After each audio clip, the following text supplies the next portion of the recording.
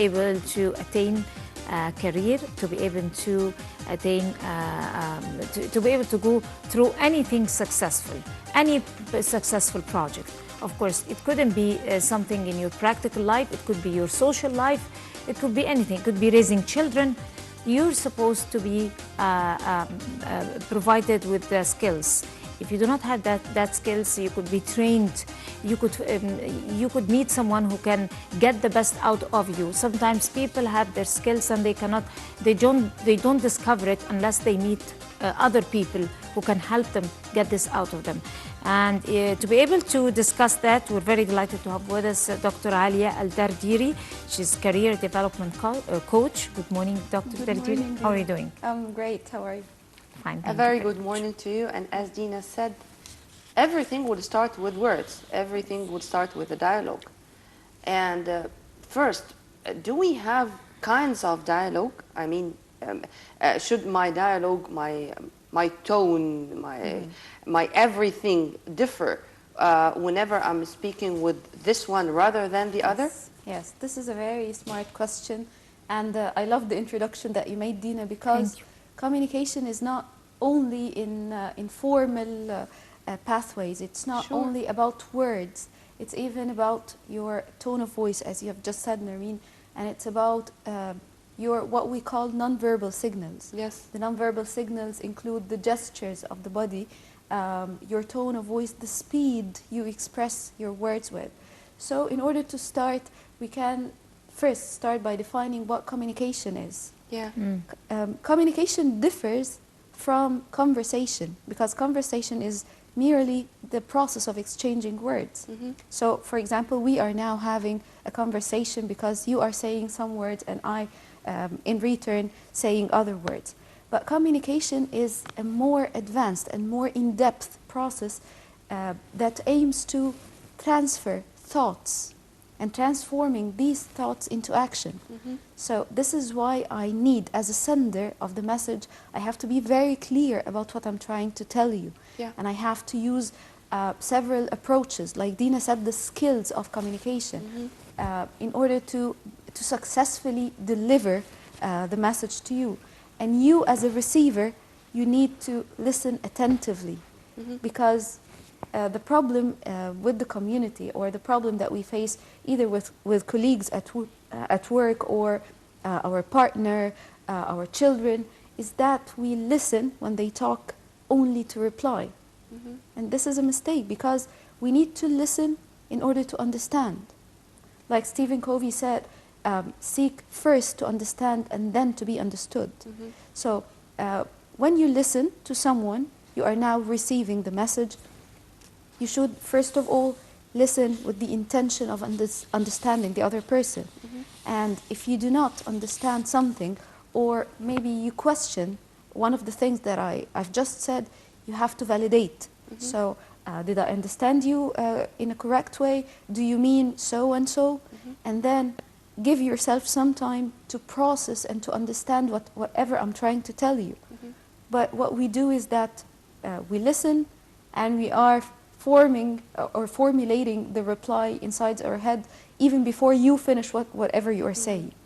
So as a sender, you have a role, a big role in ensuring the successful delivery of the message by, as I said, by using the right words, by using the right nonverbal signals, the tone of voice, the speed of voice, the pitch. And also you have to be attentive to the mood of the receiver, because the receiver might not, at this moment, might not be accepting whatever you are saying. And this is the problem when we want to ask our parents to help us in something, or when a wife asks her husband to do something at a time when he is stressed or tensed because of work, and then he replies in a way that annoys her. So this is a totally ineffective communication. What you're saying, Dr. Alia, is saying to what extent dialogue is important, that it may ruin lives. Of course. And here I'm not only speaking about personal lives, it can ruin a career. Because if we cannot talk, then we cannot communicate, then we will never be able to understand each other. Yes. Regarding this, is this a talent or some skills? I mean, is it something which I'm born with, or something which I should acquire and develop? And how I should know that I have this advantage? I'm going to say, or I'm going to describe it this way. Okay. So first of all, it's not a talent. Okay. It's a skill that you learn to acquire. And like Dina said in the very beginning, you learn to acquire it by practicing. But first of all, I say stage 0, or the most important and crucial step, is that you be aware of your own communication style. And how is this done? By asking people for feedback and even observing the success of your messages. Yeah. So for example, if everyone around you says that we cannot communicate with her efficiently, then definitely the problem is not with everybody else. Yeah. So now I have to be attentive to this. And yes, if from a career point of view, if you do not know how to communicate, then you are losing. You are the very first person to lose, because you will not be able to express yourself. You will not be able to express your needs. And accordingly, you will not be receiving the things that satisfy these needs. And accordingly, you feel always stressed, failing in delivering whatever you want, and failing to receive whatever you want. Actually, you've raised a very important point, which is failing to communicate. That's what, and in addition, in return, you're going to fail to receive what you want. Yes. This could be a problem of like 70% of the people, of human beings, because these are skills. People are talented in doing this. There are people who know how to communicate, they know how to address, they know how to manage a dialogue. Other people are introverts, or are shy people, or are very limited with their verbal skills, and that's why they are unable to orchestrate a dialogue, and that's why they are never able to receive what they want. Yes. But though that they're excellent people, they might be much more better than other people who could be shallow from inside. Yes. So how can anyone manage this? Because this could be a major problem for men. Yes, this is very sad when you put it this way, and it's very true, because sometimes people who are much more skilled than others fail to express themselves, and accordingly they fail to present themselves efficiently. But Where again, is the defect in that? Again, it's a skill. It's a skill that you should learn, and you should first of all know that you need it.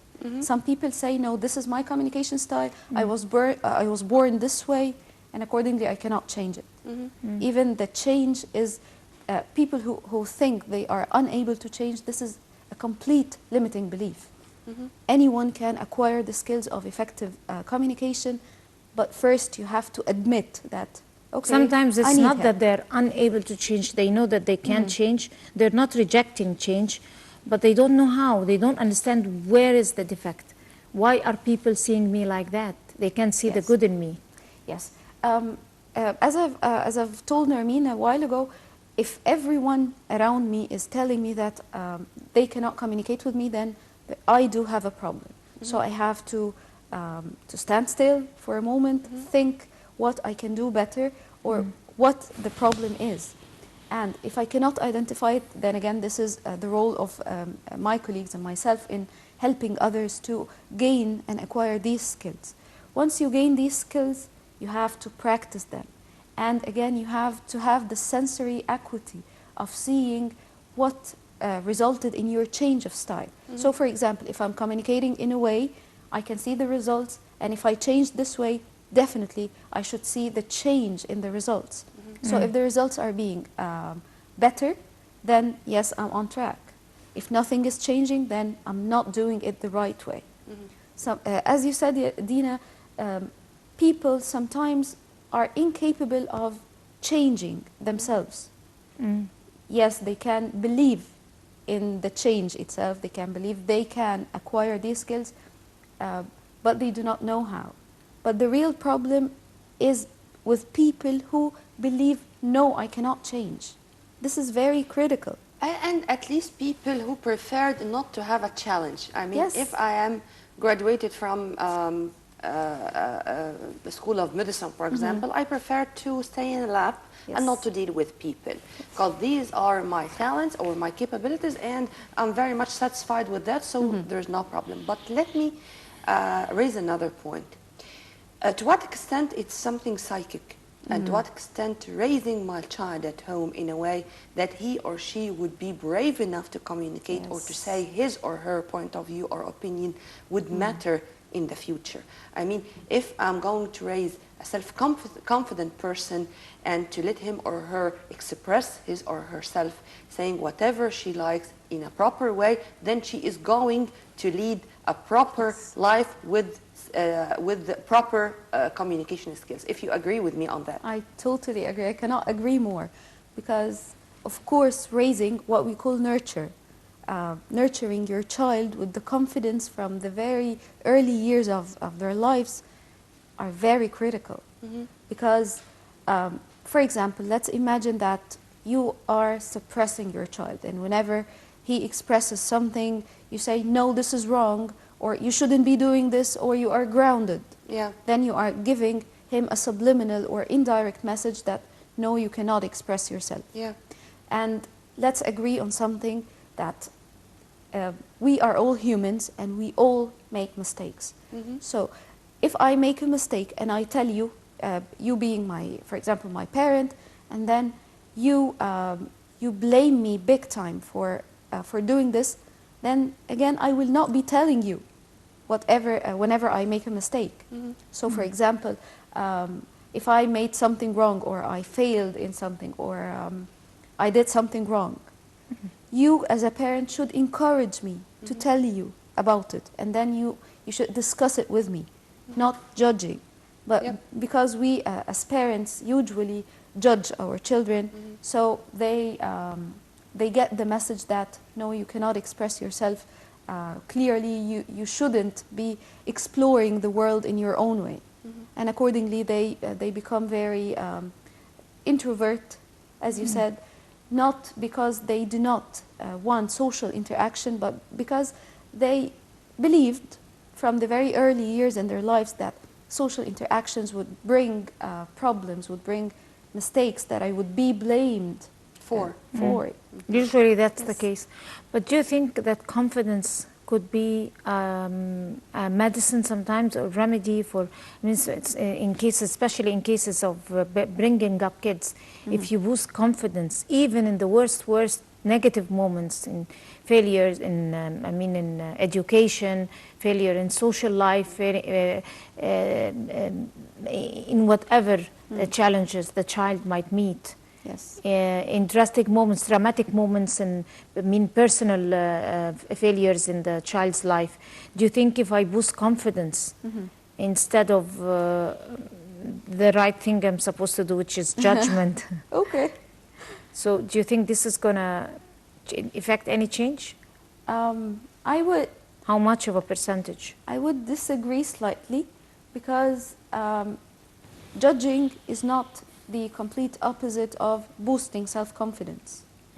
I boost self-confidence to my child when I want them to express themselves clearly and to be brave enough to admit their mistakes. Okay, but judging is wrong, because now this is a tricky part. When you judge something, you judge it based on your own beliefs, right? Then who said that your beliefs are the right thing? Maybe it was the beliefs of your parents that they, in a way, enforced you to believe in, and now you are enforcing your child to believe in as well. This is, I know it's a bit tricky, but you have to be very attentive that you as a human being, you can be wrong. Your beliefs can be outdated, for example. Yeah. And this is the problem with the generations communicating. Whatever my parents used to believe in may not be suitable for me to believe in nowadays. And now I am exposed to things that my parents have never been exposed to. So my Then what beliefs- are values? If this is if things are relatively Yes. from one to the other, then what are the standard values? okay. Is there any difference between, I mean, the beliefs and values? Of course, there is a big difference. There is a big difference. Beliefs are things that are embedded inside you that are not for negotiation or are not for discussion. Mhm. So, for example, you believe there is a God, Mhm. and nothing would happen that make you question this fact, right? So this is a belief. But values are like the benchmark that you measure each and every action upon. So, for example, I value honesty. So whenever someone talks to me or lies to me, now this is against my value, then this person is not the kind of person I want to deal with. So values, as I said, are your benchmark that control all your actions. We actually, sometimes I have some clients in the coaching sessions who are not aware what their values are. So let me ask you, for example, Dina, did you ever give yourself the chance to think about what my values are, and you wrote them down or you have them somewhere, and then you judge each and every situation in your life upon? We usually don't do this. Yes, honesty is good, lying is bad, theft is bad, helping others is good. But do you really value this thing? Some people do not. So again, you should first of all identify your personal values, and you should respect the values of others, even if they are different than yours, because we are different people. Accepting the other. Yes. This is a Yes. very important point which we can say thank you with. Thank you. Dr. Alia, thank you very much for your input. Thank Have you, a my very pleasure. good day. You too. Thank you. And I guess this brings us to the end of this edition of The Breakfast Show. Many thanks to you, Nerveen Abdulrahman. See you tomorrow, That Zia, was a inshallah. beautiful- We are going to be with you, the same crew, only on Nile Many TV thanks to Alia International. Tardiri. Thank you. And it's time to say goodbye. Thank you very much. Stay tuned only on Nile TV International, always for more.